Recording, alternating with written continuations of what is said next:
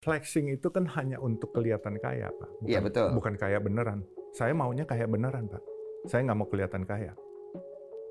Cita-cita saya adalah jadi orang kaya beneran, bukan kelihatan kaya.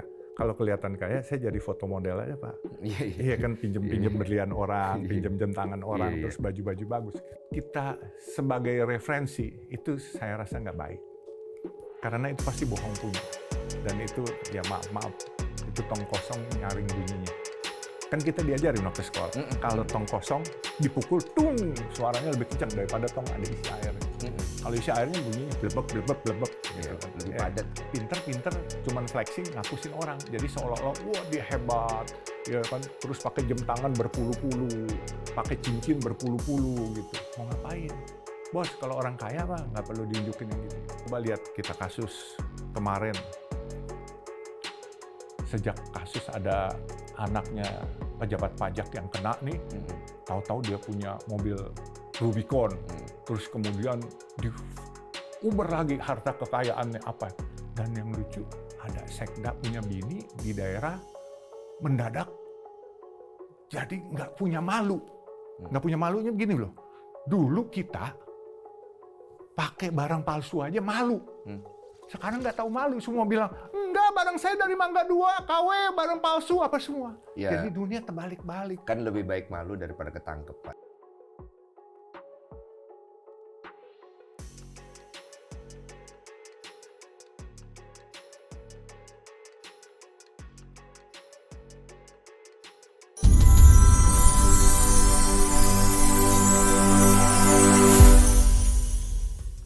Yo, what's up guys? Kembali lagi di channel gua Sasaki Haise.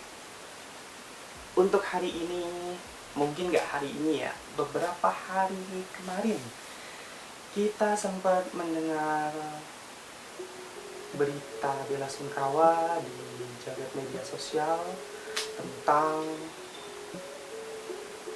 ya karyawati dari minimarket ternama yaitu Indomaret yang dikabarkan mengakhiri hidupnya sendiri dengan cara gantung diri.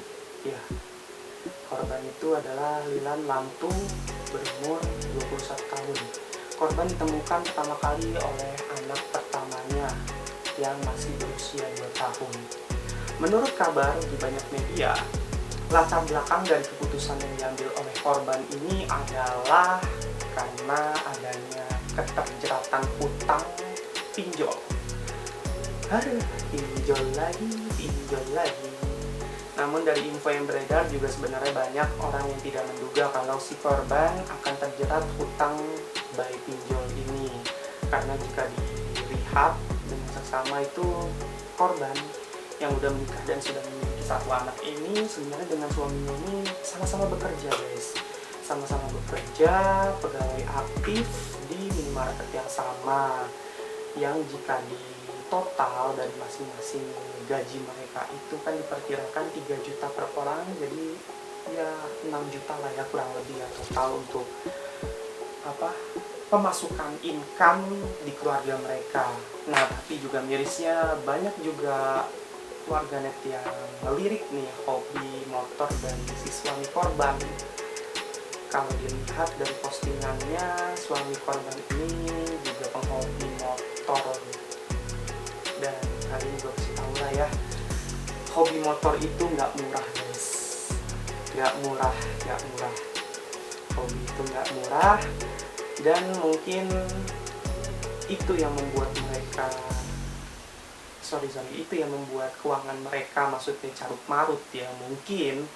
Dan sehingga si istri ini mengambil keputusan untuk melakukan pinjol sehingga terjerat dan terlilit hutang pinjol hingga akhirnya mengambil keputusan nekat lagi yaitu untuk mengakhiri hidupnya ya.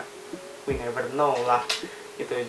Cuma jika kalian bisa lihat di cuplikan video gue yang awal tuh ya, yang di videonya curhat Bang Densu gitu ya, Om Densu yaitu Pak Yusuf Hamka di situ bilang flexing sama gaya hidup ya. Ini sih penyakit anak muda zaman sekarang ya kalau gue bilang ya, karena ya memang flexing dan gaya hidup yang kelihatan hedon itu nggak ada maknanya, nggak ada gunanya gitu guys. Lebih malah menekan kalian untuk melakukan hal-hal yang nggak sebenarnya kalian butuhkan, jadi lebih memaksakan ya.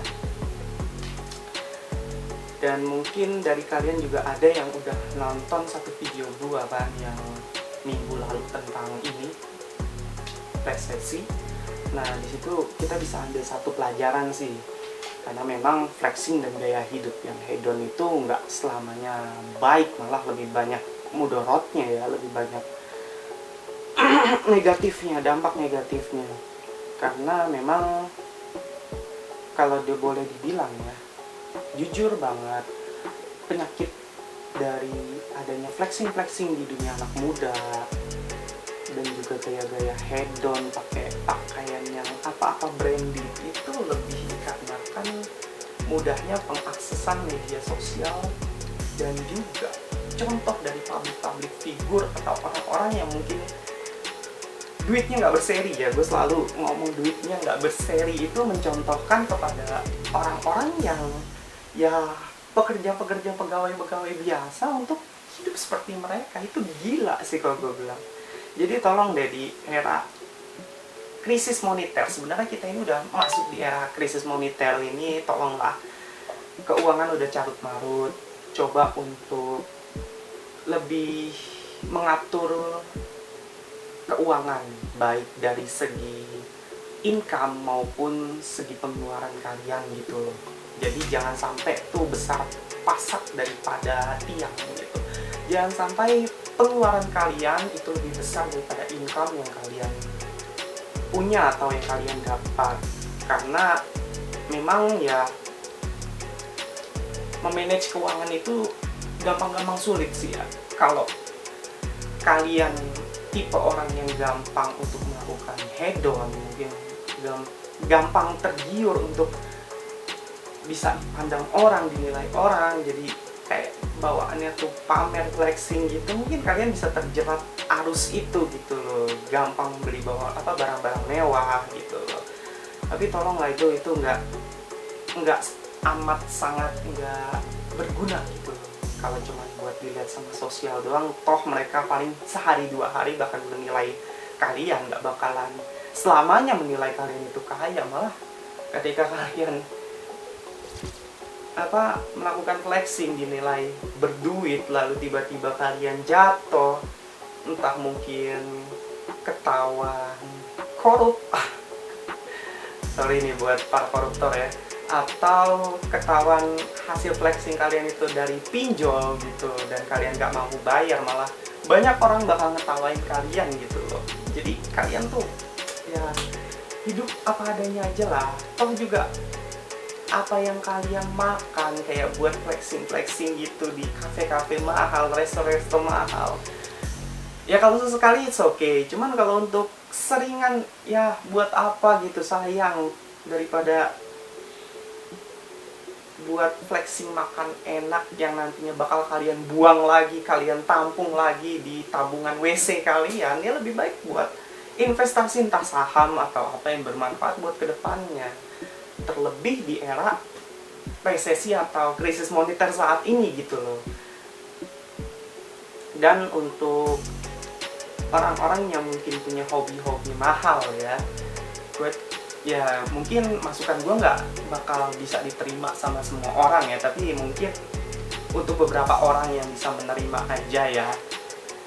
Jujur gue juga punya hobi gitu, semua orang pasti punya hobi, dan hobi mereka itu juga ada yang menengah, ada yang juga menengah ke atas, atau yang ada juga yang hobi mereka gila-gilaan ngelontorin dananya. Jujur gue juga punya hobi gue kayak gini ya. Hobi gue itu punya merakit gunpla atau gundam kayak gini, dan mainan-mainan serupa lah ya kayak gini ya. Mungkin boleh kalian ketawa lah, hobinya hobi childish banget, hobi childish banget, dan semuanya masih gue amanin pakai bubble wrap, karena sewaktu-waktu gue pasti buka. Gue nggak pajang karena cukup banyak tempat kalau dipajang, jadi gue lakuin kayak gini. Kalau sewaktu-waktu gue pengen buka, pengen lihat, gue buka. Ya untuk kalian yang tahu hobi ini pun juga nggak murah sebenarnya guys. Harganya pun juga ya kisaran dari 400 bahkan sampai ada yang 1 juta. Bahkan juga ada yang sampai 20 juta ya, kurang lebih itu yang gue tahu dari Gundam ini. Nah, cuman dari hobi gue ini ya, gue selalu mengelola keuangan gue juga. Jadi kalau emang masih belum terlalu penting-penting banget atau gue belum kepengen banget, ya lebih baik direm-rem dulu aja lah buat kepentingan yang lain gitu. Manage keuangan kalian biar nggak sampai terjerat hutang gitu. Karena jujur nih banget, untuk tahun-tahun ini tuh banyak banget orang yang mungkin gila karena adanya kekurangan finansial dan terjerat hutang ya guys ya.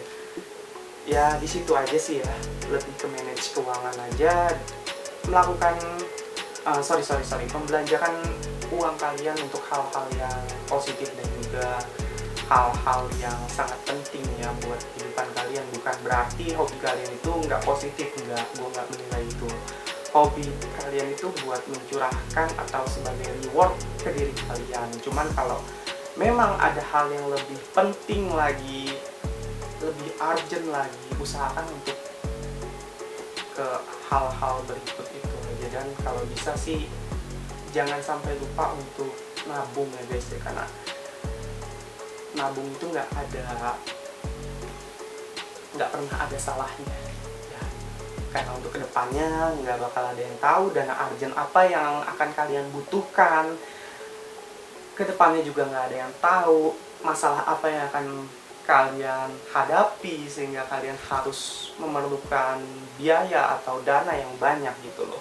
Oke, mungkin cukup sampai sini aja. Mudah-mudahan dari informasi yang gue sampaikan ini cukup bermanfaat untuk kalian. Ingat, manage keuangan kalian semaksimal mungkin. Untuk kalian yang belum subscribe, gue mohon klik subscribe-nya dan klik lonceng untuk mendapatkan informasi-informasi menarik lainnya serta informatif dari channel gue.